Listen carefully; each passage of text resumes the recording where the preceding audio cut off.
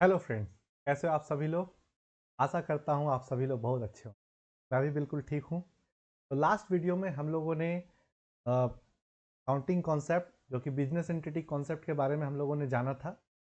आज की वीडियो में हम लोग उससे आगे बढ़ेंगे और going concern concept, accounting period concept और मनी मेजरमेंट कंसेप्ट के बारे में आज हम लोग जानेंगे। तो शुरू करते हैं बिना किसी देरी के, लेट्स गो।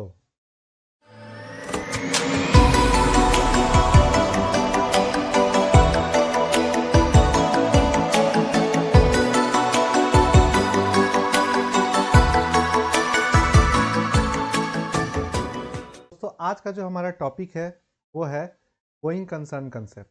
ठीक है। देखिए, बिजनेस एंटिटी कॉन्सेप्ट में हम लोगों ने जाना था बिजनेस को उसके ओनर से अलग ट्रीट किया जाता है। ऐसा माना जाता है जब हम लोग अकाउंटिंग करते हैं किसी भी एंटिटी का, तो हम लोग ये मान करके करते हैं कि बिजनेस को जो है उसके ओनर से अलग मान करके हम लोग अकाउंटिंग करते हैं। उसी तरह एक गोइंग कंसर्न कंसेप्ट क्या कहता है, जैसा कि नाम से स्पष्ट है, गोइंग कंसर्न मतलब निरंतर चलते रहने वाला एंटिटी का। जब भी हम लोग अकाउंटिंग करेंगे तो हम लोग ये दिमाग में बैठा करके चलेंगे कि ये एंटिटी बंद नहीं होने दें। जब भी एंटिटी का अकाउंटिंग करेंगे तो हम सोच के चलेंगे कि ये लंबे समय तक चलेगा। ये कभी ऐसा सोच के नहीं चलेंगे कि बिजनेस जो है वो बंद होने वाला नियर फ्यूचर। ठीक है। तो इसका डेफिनेशन क्या कहता है, going concern assumes that business firm will continue to carry out its operation indefinitely. Indefinitely मतलब अनंत काल तक ये चलता रहेगा, ऐसा सोच करके बिजनेस को हम लोग को अकाउंटिंग करना है। कभी भी अकाउंटिंग हम लोग करेंगे, कोई भी हम लोग एंट्री करेंगे, कोई भी हम लोग एडजस्टमेंट करेंगे, तो हम लोग हमेशा ये सोच करके करेंगे कि बिजनेस बंद नहीं होने वाला है, बिजनेस जो है वो लंबा समय तक चलते रहेगा।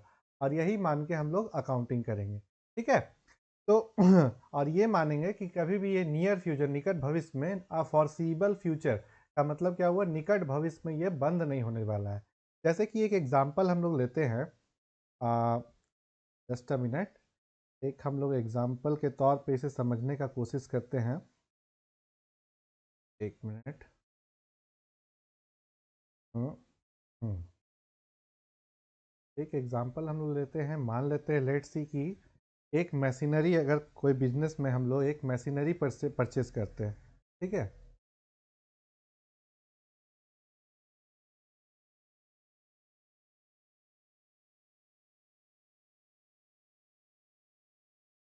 बिजनेस में हम लोग एक मशीनरी परचेज करते हैं जिसका कि प्राइस होता है, मान चलते हैं 5 लाख रुपया इसका कॉस्ट पड़ता है। ठीक है। एक मशीनरी हम लोग खरीदते हैं बिजनेस में जिसका कि कॉस्ट पड़ता है 5 लाख रुपया। ठीक है। अब हम लोग जो गोइंग कंसर्न कंसेप्ट है उसके हिसाब से हम लोग क्या मानते हैं कि ये जो मशीनरी है हम लोग को लंबे समय तक बेनिफिट देगा। यानी कि मान के चलते हैं कि मशीनरी का जो लाइफ है वो लाइफ है मान लेते हैं कि 10 ईयर्स। ठीक है, 10 ईयर लाइफ है। चलिए एक हम लोग एक नंबर लाइन हम लोग ड्रॉ करते हैं, यहाँ पे बैठाते हैं इसे। ये हो गया 0, 2, 4, 5, 6, 8 है। 10 साल हम इसका ले लेते हैं। यहाँ पे हमने इन्वेस्टमेंट किया, हमने यहाँ पे 5 लाख रुपया का मशीनरी पेश कर ली। ठीक है। अब देखिए, अगर गोइंग कंसर्न कॉन्सेप्ट नहीं होता तो हम लोग क्या करते कि जब हम 5 लाख रुपया का इन्वेस्टमेंट किए हैं उसी समय इस 5 लाख को हम लोग अपने प्रॉफिट एंड लॉस अकाउंट में ले लेते। ठीक है। हम लोग जब हम 5 लाख रुपया जब हम इन्वेस्ट किए तो हम उसी समय मैंने आप लोगों को एक्सपेंस और एक्सपेंडिचर के बारे में बताया था। एक्सपेंडिचर क्या होता है, वैसा खर्चा जो कि लंबे समय तक जिसका बेनिफिट हम लोग को मिलता है, ये वही खर्चा है। हमने मशीनरी में 5 लाख रुपया लगाया तो ये 5 लाख रुपया वैसा खर्चा है जिसका बेनिफिट हम लोग को लंबे समय तक मिलेगा। ठीक है। तो अगर गोइंग कंसर्न कंसेप्ट नहीं होता, हम लोग ये मान के नहीं चलते कि बिजनेस एंटिटी लंबे समय तक चलने वाला है, तो हम लोग कभी भी इसका कॉस्ट को हम लोग इसको लंबे समय तक एलोकेट नहीं करते। कॉस्ट को एलोकेट करने का मतलब क्या हुआ कि देखिए, ये 5 लाख का जैसे अगर मशीनरी है और इसका लाइफ अगर 10 साल है तो हम लोग को हर साल इसका कितना बेनिफिट मिलेगा, हम लोग को हर साल इसका 50,000 का बेनिफिट मिलेगा। ठीक है। 50K का हर साल 50K यानी कि 50,000 का बेनिफिट हम लोग को हर साल हम लोग को मिलते जाएगा। ठीक है, यानी कि इसका हम लोग 50,000 के वैल्यू का हम लोग यही चीज़ निरंतर चलता रहेगा। तो 10 साल तक हम लोग को हर साल 50-50 हज़ार रुपये का इसका बेनिफिट मिलेगा। और हम लोग अपने जो प्रॉफिट एंड लॉस अकाउंट, जो पीएल अकाउंट होगा, पी&एल अकाउंट होगा, उसमें हम लोग हर साल क्या करेंगे, ये 50,000 का जो वैल्यू है इसको हम लोग लेते जाएंगे। ठीक है, और हम लोग ये 50,000 का एक्सपेंस बुक करेंगे। तो हुआ क्या, अल्टीमेटली क्या हुआ कि ये जो 5 लाख का इन्वेस्टमेंट जो हम लोग किए, तो इसको हम लोग पूरा एक साथ नहीं बुक करके हम लोग छोटे छोटे अमाउंट में हम लोग बुक किए। मान लेते हैं कि पहला साल में पहला साल के एंड में हम लोग को जो नेट प्रॉफिट हो रहा है, नेट प्रॉफिट हो रहा है, नेट प्रॉफिट नहीं, मान लेते हैं कि हम लोग को जो रेवेन्यू हुआ, प्रॉफिट नहीं बोलते, रेवेन्यू, ठीक है, रेवेन्यू जो हुआ वो मान लेते हैं हम लोगों को 3 लाख रुपया का रेवेन्यू होता है। ठीक है, पहले साल के एंड में हम लोग को रेवेन्यू हो रहा है 3 लाख रुपया का। ठीक है, अब अगर हम लोग गोइंग कंसर्न कॉन्सेप्ट मानते हैं तो हम लोग क्या कर रहे हैं, हर साल प्रॉफिट एंड लॉस अकाउंट में से 50,000 ही हम लोग चार्ज कर रहे हैं। तो हम लोग यहाँ पे जो डेप्रिसिएशन चार्ज कर रहे हैं, इसको डेप्रिसिएशन कहा जाता है, हम लोग और डिटेल में इसको पढ़ेंगे बाद में। तो हम लोग जो डेप्रिसिएशन चार्ज करेंगे वो 50,000 का चार्ज करेंगे आप। ठीक है, तो 50,000 चार्ज करेंगे तो हमारा जो नेट प्रॉफिट जो बचेगा वो बच जाएगा 2,50,000। ठीक है, लेकिन अगर ये गोइंग कंसर्न कॉन्सेप्ट नहीं होता, यहाँ पे गोइंग कंसर्न कॉन्सेप्ट नहीं होता, हम लोग मानते हैं कि बिजनेस जो है अगले साल बंद होने वाला है, तो हम लोग को जो रेवेन्यू होता है वो 3 लाख रुपए का रेवेन्यू होता है।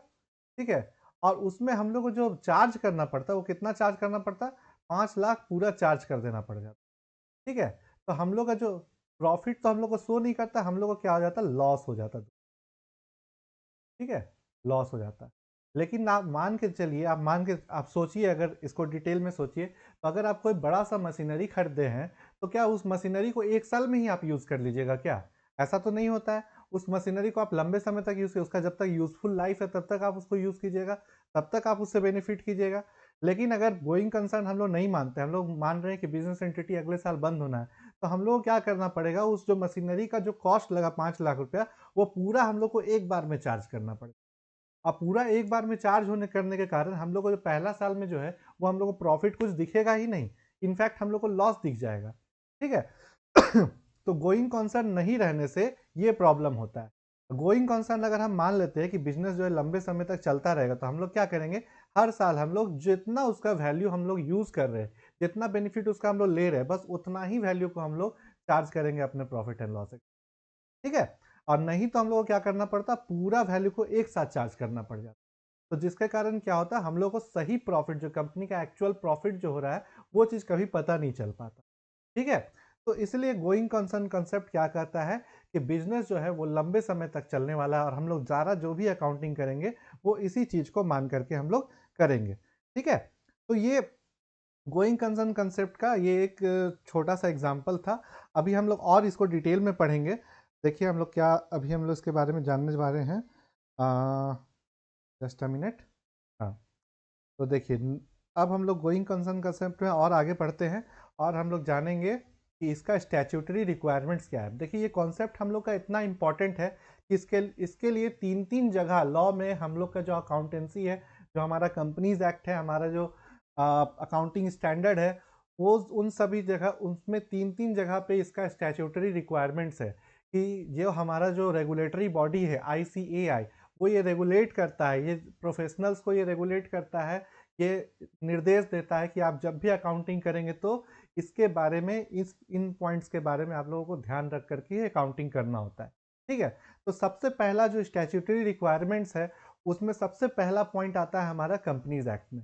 कंपनीज एक्ट 2013 जो है, उसका सेक्शन 134 का क्लाउज 5 का सब क्लाउज डी में ऐसा गोइंग कंसर्न के लिए एक बहुत ही इंपॉर्टेंट पॉइंट दिया हुआ है। क्या इंपॉर्टेंट पॉइंट है वो देखिए। देखिए हमारा जो कंपनीज एक्ट है उसका सेक्शन 134 का क्लाउज 5 का सब क्लाउज डी में क्या कहा गया है कि कंपनी जब भी अपना फाइनेंशियल स्टेटमेंट तैयार करेगी, जब भी अपना एनुअल रिपोर्ट तैयार करेगी, तो उसमें एक डायरेक्टर्स रिस्पॉन्सिबिलिटी स्टेटमेंट को भी साथ में अटैच करेगी। ठीक है, कंपनी जब भी अपना फाइनेंशियल स्टेटमेंट तैयार करेगी, एनुअल रिपोर्ट तैयार करेगी, तो उसमें एक डायरेक्टर्स रिस्पॉन्सिबिलिटी स्टेटमेंट तैयार उसमें अटैच करेगी। डायरेक्टर्स रिस्पॉन्सिबिलिटी स्टेटमेंट क्या होता है? डायरेक्टर्स रिस्पॉन्सिबिलिटी स्टेटमेंट क्या होता है कि जो हम लोग क्या मानते हैं, कंपनी को एक अलग एंटिटी मानते हैं, जो ओनर से अलग मानते हैं, तो कंपनी को चलाता कौन है? कंपनी के डायरेक्टर्स उसके जो है हाथ पांव होते हैं। कंपनी का माइंड, ब्रेन, हाथ पांव, जो कंपनी का लिम्स होता है वो कौन होता है? उसके डायरेक्टर्स, उसके मैनेजर्स होते हैं। तो कंपनी के डायरेक्टर को अपने इस रिपोर्ट में ये कन्फेस करना होता है कि उन्होंने जो अकाउंट तैयार किया है कंपनी का, वो गोइंग कंसर्न बेसिस पे बनाया है। मतलब उनको ये चीज़ पब्लिक को, शेयर होल्डर्स को, उसके जो इंटरेस्टेड यूजर्स है फाइनेंशियल स्टेटमेंट के, उनको ये बताना होता है कि उन्होंने जो फाइनेंशियल स्टेटमेंट तैयार किया है वो गोइंग कंसर्न बेसिस पे किया है। अगर कंपनी को ऐसा लग रहा है कि कंपनी अब गोइंग कंसर्न नहीं होगी, कंपनी को कुछ डाउट हो रहा है कि कंपनी के साथ कुछ ऐसा घटना घट चुका है कि अब कंपनी और लंबे समय तक नहीं चल पाएगी, तो डायरेक्टर्स को उस रिस्पॉन्सिबिलिटी स्टेटमेंट में ये बताना होता है कि अब कंपनी जो है वो गोइंग कंसर्न नहीं रह पाएगी। ठीक है, तो ये कॉन्सेप्ट हमारा इतना इंपॉर्टेंट है कि हमारे कंपनीज लॉ भी इस बात को बोलती है कि जब भी फाइनेंशियल रिपोर्ट तैयार होगा तो उसमें डायरेक्टर्स रिस्पॉन्सिबिलिटी स्टेटमेंट में डायरेक्टर्स इस बात को कन्फेस करेंगे कि कंपनी के जो फाइनेंशियल स्टेटमेंट बने हैं वो गोइंग कंसर्न बेसिस पे बने हैं। इसका मैं आपको एक एग्जांपल दिखाता हूँ। ठीक है, real example, just a minute. देखिए, ये टाटा स्टील का एनुअल अकाउंट है। ठीक है, टाटा स्टील का एनुअल रिपोर्ट है, स्टैट्यूटरी रिपोर्ट है।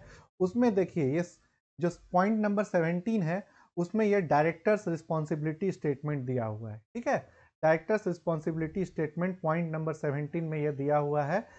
और उस पॉइंट नंबर 17 का क्लाउज डी में ये लिखा हुआ है, it has prepared the annual accounts on going concern basis. मतलब डायरेक्टर ये कन्फेस कर रहे हैं कि उन लोगों ने जो अकाउंट्स बनाया है कंपनी का, जो कंपनी का फाइनल अकाउंट प्रिपेयर हुआ है, जो पब्लिश हुआ है, वो अकाउंट गोइंग कंसर्न बेसिस पे ही बना है। ठीक है, तो ये है directors responsibility statement. Companies act 2013 का इसमें रिक्वायरमेंट है कि आप लोग जब भी फाइनेंशियल स्टेटमेंट प्रिपेयर कीजिएगा तो उसमें डायरेक्टर्स रिस्पॉन्सिबिलिटी स्टेटमेंट में ये चीज़ होना चाहिए कि कंपनी जो है गोइंग कंसर्न बेसिस पे अकाउंट्स प्रिपेयर की है। ठीक है, तो आइए हम लोग पीछे आते हैं। नेक्स्ट जो हमारा जो स्टैट्यूटरी रिक्वायरमेंट्स है वो हमारा देता है काउंटिंग स्टैंडर्ड। जो institute of chartered accountants of India जो है वो हमारा अकाउंटिंग स्टैंडर्ड इशू करता है, जिसे इंड एस कहा जाता है। इंड एस वन जिसमें कि क्या है, presentation of financial statement, financial statement को कैसे प्रेजेंट करना है उसके बारे में गाइडलाइंस है इंड एस 1 में। ठीक है, तो इंड एस 1 का पारा 25 में ये चीज लिखा हुआ है कि जब भी फाइनल अकाउंट प्रिपेयर किया जाएगा तो ये ध्यान में रख के फाइनल अकाउंट प्रिपेयर किया जाएगा कि अकाउंट जो है वो गोइंग इंटिटी जो है वो गोइंग कंसर्न बेसिस पे काम कर रही है। ठीक है, देखिए क्या लिखा है, while when preparing financial statement, management shall make an assessment of entity's ability to continue as going concern।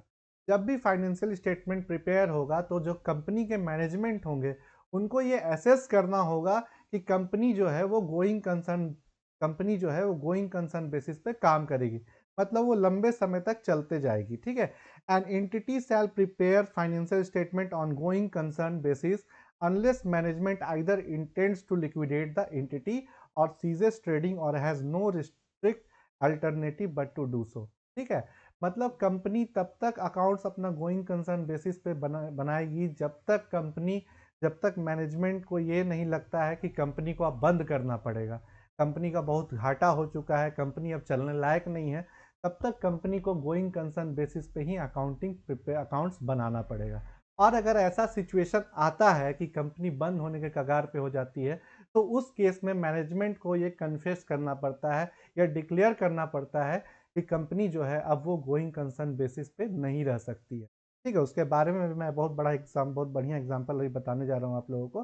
ठीक है, नेक्स्ट हमारा स्टैट्यूटरी रिक्वायरमेंट है वो है स्टैंडर्ड्स ऑन ऑडिटिंग। ठीक है, 3 जगह हम लोगों का स्टैट्यूटरी रिक्वायरमेंट्स है गोइंग कंसर्न का।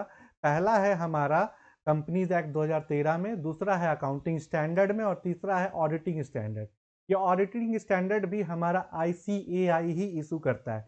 इंस्टीट्यूट ऑफ चार्टर्ड अकाउंटेंट जो है वही ऑडिटिंग स्टैंडर्ड इशू करता है। तो ऑडिटिंग स्टैंडर्ड 570 570 में ये चीज़ ये ये चीज़ गोइंग कंसर्न के लिए एक क्लाउज दिया गया है। क्या क्लाउज है वो मैं बताता हूँ। तो क्लाउज क्या करता है, the auditing standard requires the auditor to evaluate whether there is substantial doubt about company's ability to continue as a going concern for a reasonable period of time not exceeding 12 months from the date of financial statement। यहाँ एक time frame decide किया गया auditing standard में। ये guidelines auditor के लिए होता है। अकाउंटिंग स्टैंडर्ड में जो गाइडलाइंस होते हैं वो कंपनी के इंटरनल मैनेजमेंट जो अकाउंट्स प्रिपेयर करते हैं उन लोगों के लिए होता है, ठीक है। और ये ऑडिटिंग स्टैंडर्ड जो है ये स्टैंडर्ड ऑडिटर्स के लिए। तो ऑडिटर्स के लिए ये स्टैंडर्ड है कि ऑडिटर को क्या करना पड़ेगा। ऑडिटर जब अकाउंट्स की ऑडिट करेंगे तो उन लोगों को देखना होगा कि कंपनी का जो ये है, कंपनी जो है उस वो गोइंग कंसर्न, उसका एबिलिटी है कि नहीं गोइंग कंसर्न का। उन लोग को जब फाइनेंशियल स्टेटमेंट प्रिपेयर हुआ है उससे next 12 month financial year prepare हुआ है जिस इनमें, जैसे जिस फाइनेंशियल ईयर का अकाउंट प्रिपेयर हुआ है उसके नेक्स्ट 12 मंथ्स, उसके एक साल के अंदर कंपनी का कुछ ऐसा तो नहीं होने वाला है कंपनी के साथ कि वो गोइंग कंसर्न नहीं रह पाए, कंपनी बंद होने के कगार पे आ जाए। तो ऐसा तो नहीं होता है। तो ये चीज़ ऑडिटर को देखना होता है। जब कंपनी के ऑडिट करते हैं, ऑडिटर अपना रिपोर्ट देते हैं, तो ऑडिटर को ये चीज़ देखना होता है कि जब वो अपना रिपोर्ट दे रहे हैं, जब कंपनी का फाइनेंशियल स्टेटमेंट जिस डेट को प्रिपेयर हुआ है उस डेट से एक साल के अंदर कंपनी गोइंग कंसर्न बेसिस पे रहने वाला है या नहीं रहने वाला है।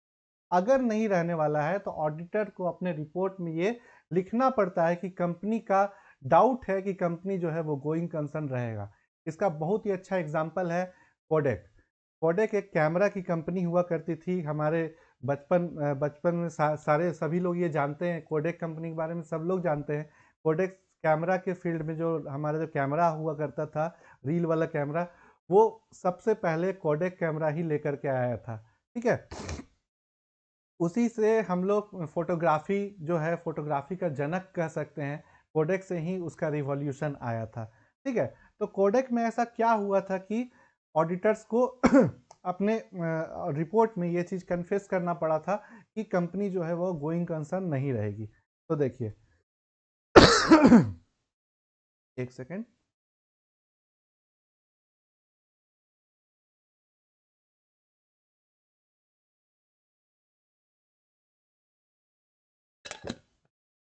देखिए कोडेक जो है वो अपना ऑपरेशंस काफ़ी समय से 2012 के पहले से बहुत ही अच्छे तरीके से अपना बिजनेस चला रही थी। कोडेक जो कंपनी थी वो उसका मेजर बिजनेस था कैमरा और उसका रील, ठीक है, और प्रिंटिंग पेपर जो होता है जिसमें फोटोग्राफ्स छपते हैं, तो उसका ही बिजनेस था। तो मेन उसका जो बिजनेस था वो कैमरा और उसके रोल का था, ठीक है। तो कोडेक जो है वो अपना बिजनेस बहुत ही अच्छे तरीके से चला रहा था 2012 के पहले। लेकिन क्या हुआ था 2012 के पहले उसके एक एम्प्लॉय ने बहुत ही अच्छा आविष्कार किया था, खोज किया था। उन्होंने डिजिटल कैमरा का खोज किया था, बहुत ही छोटे तरीके से, बहुत छोटे पैमाने पे, लेकिन उसने खोज किया था उस टाइम। डिजिटल कैमरा का सबसे पहले उसके एक एम्प्लॉय ने खोज किया था और उस एम्प्लॉय ने अपने आइडियाज़ को उनके डायरेक्टर्स के पास ले जा करके बताया कि मैंने ये आविष्कार किया है, इस आइडिया को लेकर के हम लोग आगे बढ़ सकते हैं। लेकिन कोडेक का मैनेजमेंट उस टाइम काफ़ी प्रॉफिट कमा रहा था। कोडेक कंपनी से उसको बहुत ज़्यादा प्रॉफिट हो रहा था।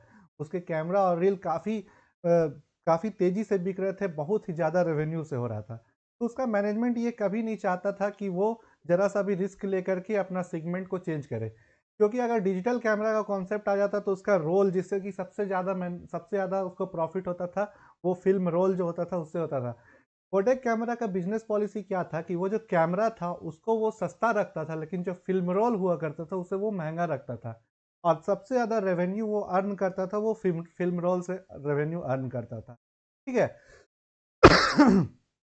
तो हुआ क्या कि अगर डिजिटल कैमरा आ जाता तो उसका रोल का बिजनेस खत्म हो जाता और उसका प्रॉफिट पे ये आ सकता था, प्रॉफिट उसका कम हो सकता था।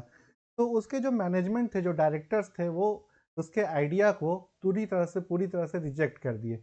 उन्होंने कहा कि हमें कोई ऐसा आइडिया अभी नहीं चाहिए, हमारी कंपनी बहुत अच्छा प्रॉफिट कमा रही है, तो हम इस पे स्विच नहीं कर सकते। तो क्या हुआ, उसको बड़ा खराब लगा। कोई भी एम्प्लॉय है भाई, किसी भी कंपनी में, आप ही किसी कंपनी में काम करोगे, आप कुछ अच्छा आइडिया लेकर के आओगे और आपके आइडियाज़ को पूरी तरह से रिजेक्ट कर दिया जाएगा, तो मन तो आपका खराब होगा ही। तो उसका दिमाग फिर गया, वो क्या किया, कंपनी छोड़ा, बोरिया बिस्तर उठाया और चल गया सोनी के पास। ठीक है, सोनी उस समय क्या था, कोडेक का बहुत बड़ा दुश्मन था। ठीक है, वो उसका कॉम्पिटिटर था। वो भी इस मार्केट में घुसना चाह रहा था, क्योंकि कोडेक जो है वो मोनोपोली बना के रखा हुआ था। कैमरा के मार्केट में वो पेटेंट वगैरह लेकर के वो पूरा मोनोपोली बना के रखा था। तो क्या हुआ, वो जो एम्प्लॉय था उसका नाम मुझे याद नहीं आ रहा है, मैं आप लोगों को बता दूंगा। तो वो जो एम्प्लॉय था वो क्या किया, जा करके सोनी के पास चला गया और सोनी के पास अपने आइडिया को वो शेयर कर दिया। उसने बताया कि मैं इस तरह का चीज़ का आविष्कार किया हूँ, आप लोग मेरे आइडियाज़ को अपने कंपनी में यूज़ कर सकते हैं। सोनी को बहुत अच्छा लगा उसका आइडिया, क्योंकि सोनी उसका कॉम्पिटिटर था, तो वो चाह रहा था कि वो भी इस मार्केट में घुस जाए। तो सोनी क्या किया, उस आइडिया को लेके तुरंत वो क्या किया, मार्केट में डिजिटल कैमरा लॉन्च कर दिया। जैसे ही डिजिटल कैमरा लॉन्च हुआ, लोगों का आकर्षण रील वाले कैमरा से डिजिटल कैमरा की ओर हो गया और लोग क्या करने लगे, स्विच करने लगे। लोग जो है ये रोल वाला कैमरा जो है इसको छोड़ करके डिजिटल कैमरा की ओर मूव करने लगे। आज के ज़माना देख लीजिए, आज तो पूरा तरह से डिजिटल है। आज तो कोई रोल वाला कैमरा यूज़ नहीं कर, क्योंकि उसमें बहुत हुज्जत था ना। आप कैमरा लीजिएगा, उसके बाद उसमें रोल लगाइएगा, फिर रोल में भी आपका लिमिटेड नंबर ऑफ फोटोज़ ले सकते हैं। लेकिन डिजिटल कैमरा में ऐसा तो है नहीं, आप हज़ारों फ़ोटो ले सकते हैं। आज के टाइम में देखिए, लड़कियां रील बनाने के लिए 200 फोटो लेगी, जिसमें 2 फोटो सेलेक्ट करेंगी। तो ये चीज़ हो गया डिजिटल कैमरा के कारण, बहुत बड़ा रिवॉल्यूशन आ गया मार्केट में। और कोडेक का जो बिजनेस है वो डाउन होना शुरू हो गया, डाउनफॉल होना शुरू हो गया। 2012 आते आते कोडेक का बिजनेस इतना डाउन हो गया था कि उसे बैंकरप्सी पिटीशन फाइल करना पड़ गया। बैंकरप्सी पिटीशन क्या होता है कि जब कंपनी, बैंकरप्सी का हिंदी मीनिंग होता है दिवालिया। ठीक है, जब कंपनी का क्या होता है कि कर्ज बहुत ज़्यादा बढ़ जाता है, उसके पास पैसे नहीं बचते चुकाने के लिए, तो कंपनी कोर्ट के पास जा करके कंपनी बोलता है कि मुझे बैंक करप्ट कर दिया जाए, मुझे बैंक करप्ट घोषित कर दिया जाए। उससे क्या होगा कि कंपनी के सारे एसेट्स को बेच दिया जाएगा और उसके जो भी कर्ज है उसको चुका दिया जाएगा। तो कंपनी का गोइंग कंसर्न यहाँ पे खतरे में पड़ गया। कंपनी अब गोइंग कंसर्न नहीं रहने वाला था। हालांकि कोडक आज भी कंपनी मौजूद है, वो बैंकरप्सी पिटीशन फाइल किया था। लेकिन फिर वो क्या हुआ, बैंकरप्सी पिटीशन में ऐसा नहीं होता है कि कंपनी को पूरी तरह से बंद कर दिया जाता है। बैंकरप्सी पिटीशन फाइल करने से क्या होता है कि कंपनी का एक लिक्विडेटर अपॉइंट किया जाता है और कंपनी के पास दो ऑप्शन होता है। पहला ऑप्शन होता है कि कंपनी के सारे एसेट्स को बेच दिया जाए और उसके सारे लाइबिलिटीज को पे ऑफ कर दिया जाए और कंपनी का ऑपरेशंस बंद कर दिया जाए। दूसरा ऑप्शन क्या होता है कि कंपनी के मैनेजमेंट को चेंज किया जाता है। मैनेजमेंट को चेंज करने से क्या होता है कि कंपनी बंद नहीं होती, क्योंकि कंपनी को बंद करने से क्या हो जाएगा कि उसमें बहुत सारे वर्कर्स काम कर रहे होते हैं, उनकी रोजी रोटी उससे चल रही होती है। कंपनी इकोनॉमी में कुछ अपना योगदान देती है, तो इकोनॉमी को भी उससे इफेक्ट पड़ेगा। तो इसीलिए जो जब कंपनी का लिक्विडेशन होता है, कंपनी का जब बैंकरप्सी पिटीशन फाइल होता है, तो उस टाइम कंपनी को बंद कर देना ही एक ऑप्शन नहीं होता है। इसीलिए कोडेक ने जब बैंकरप्सी पिटीशन फाइल किया था, तो उस समय उसको पूरी तरह से बंद नहीं कर दिया गया था। क्या किया गया था, उसके मैनेजमेंट को चेंज कर दिया गया था और मैनेजमेंट को चेंज करके फिर से कंपनी को रन कराया गया। और कोडेक जो है, आज भी कंपनी जो है वो काम कर रही है और प्रॉफिट में है। ठीक है, तो सॉरी, तो कोडेक के जो इंडिपेंडेंट ऑडिटर थे, जो स्टैट्यूटरी ऑडिटर थे, उनको अपने रिपोर्ट में ये बात कन्फेस करना पड़ा था कि कंपनी जो है अब वो गोइंग कंसर्न में नहीं रही। कंपनी के गोइंग कंसर्न को खतरा है, कंपनी अब हो सकता है कि वाउंड अप हो जाए, क्योंकि कंपनी ने बैंकरप्सी पिटीशन फाइल कर दिया था। तो हो सकता था कि कंपनी को लिक्विडेट करना पड़ जाए। तो इसीलिए कोडेक के जो इंडिपेंडेंट ऑडिटर जो उस समय थे, स्टैट्यूटरी ऑडिटर, जो कि पीडब्ल्यूसी थे, तो उन्होंने अपने रिपोर्ट में ये बात लिखी थी, अपने रिपोर्ट में ये बात कन्फेस किया था कि अब कंपनी जो है वो गोइंग कंसर्न नहीं रहेगी, उसके गोइंग कंसर्न होने पे खतरा है। ठीक है, तो देखिए यहाँ पे उन्होंने अपने रिपोर्ट में क्या किया था, ये कोडेक का 2012 का एनुअल रिपोर्ट है जो पब्लिश हुआ था। आप भी देख सकते हैं, किसी कहीं भी आप गूगल में सर्च कीजिएगा तो ये रिपोर्ट आपको मिल जाएगा। तो उनके इंडिपेंडेंट ऑडिटर जो उस समय पीडब्ल्यूसी थे, प्राइस वाटर कॉरपोरेशन एलएलपी जो हुआ करता था, आज भी है, तो वो इसके इंडिपेंडेंट ऑडिटर थे। तो उन्होंने ये बात को कन्फेस किया था कि कंपनी अब बैंकरप्सी पिटीशन फाइल कर चुकी है और उसके गोइंग कंसर्न को खतरा है। ठीक है, यहाँ पे उन्होंने क्या लिखा था देखिए, uncertainties inherent in the bankruptcy process raise substantial doubt about company's ability to continue as going concern. मतलब जो कंपनी बैंकरप्सी पिटीशन फाइल की है उससे ये डाउटफुल है कि कंपनी अब गोइंग कंसर्न रहेगी। हो सकता है कि कंपनी लिक्विडेट करना पड़ जाए, कंपनी को बंद करना पड़ जाए, तो यहाँ पे कंपनी के गोइंग कंसर्न पे डाउट क्रिएट हो गया। तो इसीलिए उसके जो ऑडिटर थे उनको अपने रिपोर्ट में इस बात को कहना पड़ा। तो इस तरह से गोइंग कंसर्न कंसेप्ट हमारे लिए बहुत ही इंपॉर्टेंट, हमारे लिए क्या, कंपनी के लिए बहुत ही इंपॉर्टेंट कंसेप्ट है, क्योंकि कंपनी की सारी अकाउंटिंग उसी के बेसिस पे होती है। जब ये रिपोर्ट आया था तो कंपनी के शेयर्स जो है वो एकदम धड़ाम, मतलब जो प्राइस जो काफ़ी, जो कंपनी प्रॉफिट में थी बहुत ज़्यादा उसका प्राइस हुआ करता था, वो एकदम सीधा गिर के कौड़ी के भाव हो गया था, क्योंकि लोगों को तब पता चल गया कि अब कंपनी हो सकता है बंद हो जाए। ठीक है, उसके रिपोर्ट में ये क्लियर हो चुका था कि कंपनी को अब बंद करना पड़ सकता है। तो इसीलिए गोइंग कंसर्न कंसेप्ट बहुत ही इंपॉर्टेंट कॉन्सेप्ट है अकाउंटिंग के लिए। ठीक है, तो ये था हमारा गोइंग कंसर्न कंसेप्ट। आशा करता हूँ आप लोगों को अच्छे तरह से समझ में आया होगा। नेक्स्ट कॉन्सेप्ट है हमारा money measurement concept. Money measurement क्या कहता है?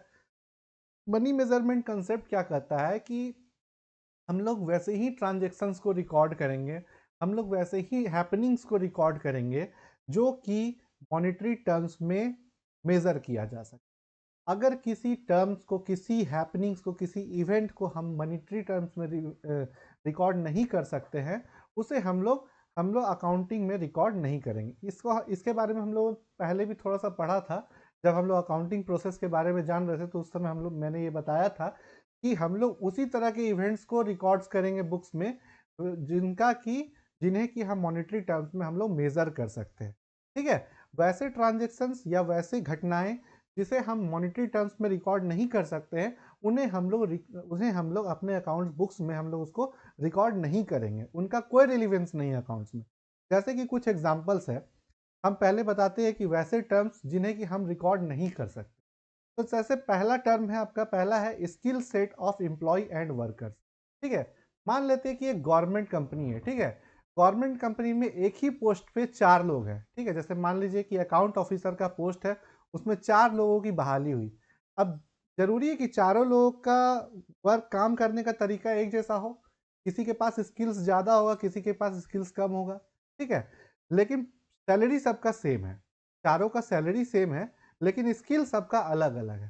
तो उसका जो स्किल है, जो हर आदमी के अंदर जो स्किल है, कोई हो सकता है किसी काम को बहुत स्मार्टर वे में करे, कोई किसी काम को लटकाने वाला काम करे, तो ऐसा भी हो सकता है। तो स्किल को तो मेज़र नहीं किया जाता है। जो स्किल, जो अंदरूनी चीज़ है, जो फीलिंग, जो उसको करने का तरीका, काम करने का तरीका, उसको तो हम लोग मेज़र नहीं कर सकते, उसको तो हम लोग नाप नहीं सकते। तो उसको, स्किल को हम लोग नाप नहीं सकते, इसीलिए हम लोग अब बुक्स में उसको हम लोग लेते नहीं हैं। लेकिन जो उसे हम लोग सैलरी दे रहे हैं, जो एम्प्लॉय जो हम रखे उसको हम सैलरी दे रहे हैं, तो उस सैलरी को हम लोग मनी के रूप में मेजर कर सकते हैं। तो उस सैलरी को हम लोग बुक्स में रिकॉर्ड करते हैं, एक्सपेंडिचर में हम लोग उसको दिखाते हैं, अपने एक्सपेंस में उसको हम लोग शो करते हैं। लेकिन जो स्किल सेट होता है, जो एक व्यक्ति विशेष के अंदर जो उसका जो गुण होता है, उसका जो स्किल्स होता है, उसको तो हम लोग किसी तरह से रिकॉर्ड नहीं कर सकते। उससे भी कंपनी को बेनिफिट होता है। जो काम कंपनी को करने में काफ़ी समय लगता है, अगर मान लीजिए कोई आदमी है जिसका स्किल्स बहुत अच्छा है, वो अपने स्किल से उस काम को जल्दी कर देता है, तो उससे क्या हुआ, कंपनी को बेनिफिट हुआ। लेकिन उस बेनिफिट को मेज़र कर सकता है क्या? उस स्किल को तो मेज़र नहीं कर सकता है, मेज़र नहीं किया जा सकता, क्योंकि वो अंदरूनी चीज़ है, वो दिखता नहीं है। तो वैसी चीज़ें जो कि दिखती नहीं है, तो उन चीज़ों को हम लोग अपने बुक्स ऑफ अकाउंट्स में रिकॉर्ड्स भी नहीं कर सकते। लेकिन वो चीज़ जो दिख जाती है, उस चीज़ों को हम लोग रिकॉर्ड करते हैं। नेक्स्ट चीज़ है जैसे working atmosphere and office culture of organisation. कहते हैं ना कि हाँ, टाटा का वर्क कल्चर बहुत अच्छा है, टीसीएस का वर्क कल्चर बहुत अच्छा है, वो लोग अपने एम्प्लॉय का बहुत ध्यान रखते हैं। तो वर्क कल्चर को कहीं से आप नाप सकते हैं क्या, कि कितना किलो का वर्क कल्चर है, कितना अमाउंट का वर्क कल्चर है, कैसा वहाँ का एटमॉस्फेयर है, उस चीज़ को आप तो नाप नहीं सकते हैं। तो जिस चीज़ को हम लोग नाप नहीं सकते, उसे हम अपने बुक्स ऑफ अकाउंट में ले नहीं सकते हैं। लेकिन अगर उस वर्क कल्चर को अगर हम मेज़र कर सकते, मॉनिटरी टर्म में मेज़र कर लेते, तो उसे हम लोग लिख अपने अकाउंट में रिकॉर्ड करते। ठीक है, नेक्स्ट है सेटिस्फैक्शन टू स्टेक होल्डर। आपकी कंपनी से आपके जो स्टेक होल्डर्स है, आपके जो यूजर्स है, इंफॉर्मेशन के यूजर्स है, उनको कितना सेटिस्फैक्शन मिला, उनको मन में कितना अच्छा संतुष्टि मिला, तो वो चीज़ होता है सेटिस्फैक्शन लेवल। आप जैसे मान लीजिए आपकी कंपनी का कोई शेयर खरीदा, उससे बहुत उसको प्रॉफिट हो गया, ठीक है, तो उसको खूब सेटिस्फैक्शन मिला, अरे मेरा बड़ी अच्छा शेयर निकला, बहुत पैसा कमा लियो रे। तो ये जो सेटिस्फैक्शन लेवल होता है, उस सेटिस्फैक्शन लेवल को तो हम लोग रिकॉर्ड नहीं कर सकते। तो वो सेटिस्फैक्शन लेवल जो है उसे हम लोग मेजर नहीं कर सकते। तो मनी मेजरमेंट कॉन्सेप्ट क्या कहता है कि वैसी चीज़ों को हम लोग बुक्स ऑफ अकाउंट में रिकॉर्ड करेंगे जिन्हें हम लोग मनी के रूप में मेजर कर सकते हैं। आपको, आप मिठाई खा रहे हैं, तो मिठाई खाए तो आपको टेस्टी लगा, बहुत अच्छा लगा, मन तृप्त हो गया, लेकिन जो मन का तृप्ति है उसको आप मनी के रूप में मेजर कर सकते हैं क्या? नहीं कर सकते। तो उसको मनी के रूप में मेजर नहीं कर सकते, तो उसे हम रिकॉर्ड नहीं कर सकते। लेकिन वैसी चीज़ जिसको कि हम मनी के रूप में मेजर कर सकते हैं, उन्हीं चीज़ों को हम बुक्स में रिकॉर्ड करेंगे। ठीक है। नेक्स्ट है सेफ्टी मेजर्स। कुछ सेफ्टी मेजर्स है, कंपनी ने फायर एक्सटिंग्विशर लगा के रखा है, या फिर कंपनी ने कुछ ऐसा रूल लगा के रखा है कि कुछ ऐसा घटना होता है तो आप लोग को ये नंबर डायल करना है, या यहाँ पे आप लोग को रिपोर्ट करना है इस चीज़ के बारे में। तो सेफ्टी मेजर्स कंपनी ने अपने लगा करके रखी है। तो सेफ्टी मेजर्स को रिकॉर्ड ये मेजर कर सकते हैं क्या मॉनिटरी टर्म में? नहीं कर सकते। तो बेसिकली अगर समझा जाए तो फीलिंग्स, बहुत सारा फीलिंग्स होता है, स्किल सेट होता है, आदमी का अपना जो इफर्ट होता है, वो सब चीज़ें जो है मॉनिटरी टर्म्स में मेजर नहीं की जाती, लेकिन कंपनी के लिए बेनिफिशियल होती है। कंपनी का वर्क कल्चर अच्छा होता है तो वहाँ पे एम्प्लॉय अट्रैक्ट होते हैं, अच्छे एम्प्लॉय अट्रैक्ट होते हैं, तो उससे कंपनी को बेनिफिट मिलता है। कंपनी में सेफ्टी मेजर्स है तो कंपनी में एम्प्लॉयज़ जो है वो वहाँ पे सेफ्टी फील करते हैं, वहाँ अपना ज़्यादा समय देते हैं और अच्छे से काम करते हैं। ठीक है। स्टेक होल्डर्स को सेटिस्फैक्शन होता है तो इन्वेस्टमेंट ज़्यादा आता है। ठीक है। तो ये सब चीज़ें जो है कंपनी, इन सब चीज़ों से भी कंपनी को बेनिफिट होता है, लेकिन उस चीज़ों को मनी के रूप में मेजर नहीं किया जा सकता, इसीलिए उसे हम लोग बुक्स ऑफ अकाउंट्स में रिकॉर्ड नहीं करते।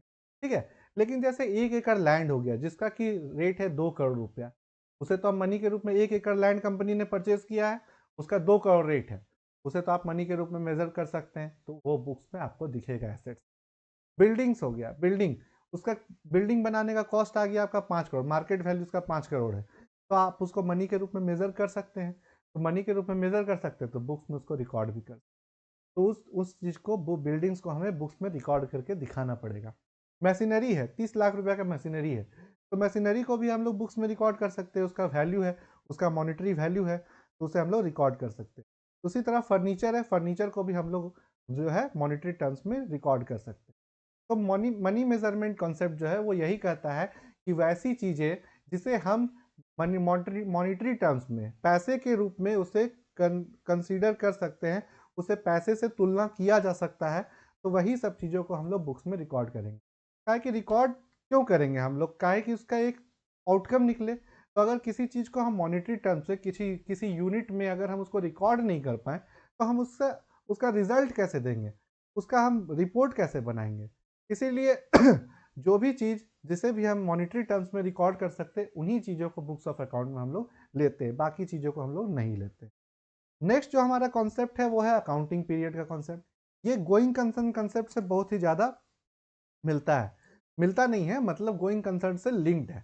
देखिए, गोइंग कंसर्न कॉन्सेप्ट हमारा क्या कहता है कि जो बिजनेस एंटिटी है वो लंबे समय तक चलेगा, मतलब उसका अनंत काल तक चलते रहेगा, उसका कोई अंत नहीं है। Just a minute.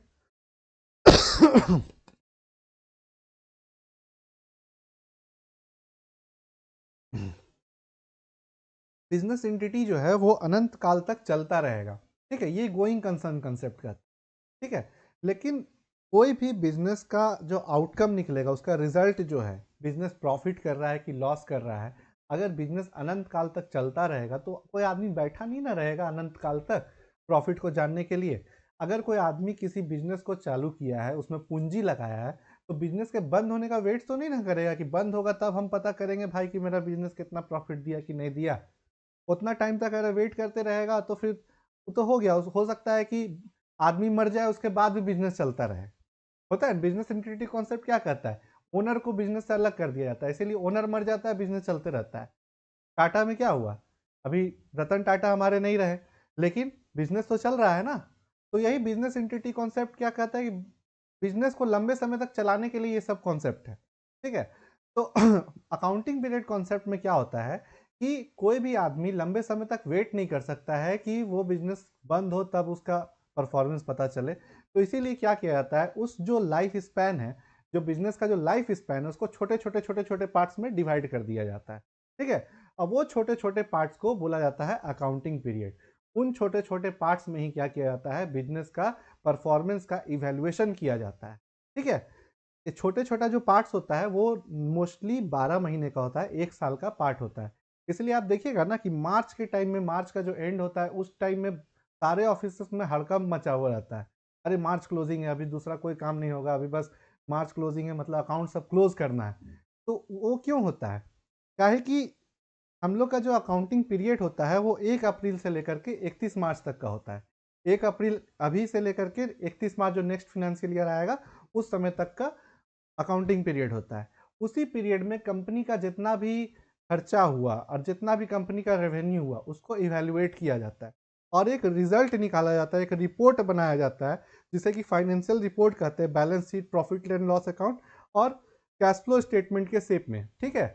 और उस रिपोर्ट के जरिए ये पता चलता है कि कंपनी का एक्चुअल परफॉर्मेंस क्या है, कंपनी प्रॉफिट कर रही है या लॉस कर रही है, कंपनी कितना कर्ज में है, कंपनी के एसेट्स बढ़े हैं या घटे हैं। ये सारी चीज़ें कहाँ से पता चलती, जब कंपनी का एनुअल रिपोर्ट तैयार होता है, ठीक है। तो इसके पीछे बेसिक कॉन्सेप्ट ये था कि कोई भी कंपनी का एक्चुअल परफॉर्मेंस अगर आपको जानना है तो कंपनी को आपको एज अ होल देखना होगा, मतलब कंपनी स्टार्ट हुआ फिर बंद हुआ तब आपको देखना पड़ेगा। लेकिन चूंकि कंपनी जो है वो गोइंग कंसर्न होती है, बिजनेस एंटिटी गोइंग कंसर्न होता है, तो गोइंग कंसर्न होने के कारण लंबे समय तक आदमी वेट नहीं कर सकता है कि वो जब बंद होगा तभी उसका परफॉर्मेंस इवेल्युएट करेंगे। इसलिए क्या किया जाता है, उस पूरे पीरियड को, उसके पूरे लाइफ को छोटे छोटे पीरियड्स में डिवाइड कर दिया जाता है। नॉर्मली 1 साल का पीरियड होता है। उस पीरियड में कंपनी के फाइनेंशियल रिपोर्ट तैयार किए जाते हैं और उसे पब्लिश किया जाता है और उसी से कंपनी का परफॉर्मेंस का इवैल्यूएशन होता है। जब कंपनी का फाइनेंशियल रिपोर्ट पब्लिश होता है तभी सभी लोग जानते हैं कि कंपनी क्या कर रही, कंपनी जो है अच्छा कर रही है या बुरा कर रही है, कंपनी में और पैसे लगाने चाहिए, इन्वेस्ट करने चाहिए या नहीं करने चाहिए। ये सारी चीज़ें उसके फाइनेंशियल रिपोर्ट से, एनुअल रिपोर्ट से ही पता चलता है, ठीक है। अब मान लीजिए आपका 1 साल में कंपनी का पता चलिए कंपनी कैसा काम कर रही है, तभी ना आप उसको आगे और ग्रो करने के बारे में सोचिएगा। अगर आप लंबे समय तक वेट करते रहिए तो कंपनी क्या कर रही है आपको पता ही नहीं चलेगा। हो सकता है कि आप बहुत लॉस में चले गए लेकिन आपको पता ही नहीं चला हो। तो इसीलिए छोटा छोटा पार्ट्स में डिवाइड कर दिया जाता है। आजकल तो जो अकाउंटिंग पैकेजेस आ गया उससे डेली बेसिस पे फाइनेंशियल स्टेटमेंट प्रिपेयर होने लग गया है। लेकिन अभी जनरली क्वार्टरली और एनुअल अकाउंट का कॉन्सेप्ट है, मतलब हर तिमाही में एक फाइनेंशियल स्टेटमेंट प्रिपेयर होता है, balance sheet, profit and loss account, cash flow statement mainly, और वो पब्लिश किया जाता है।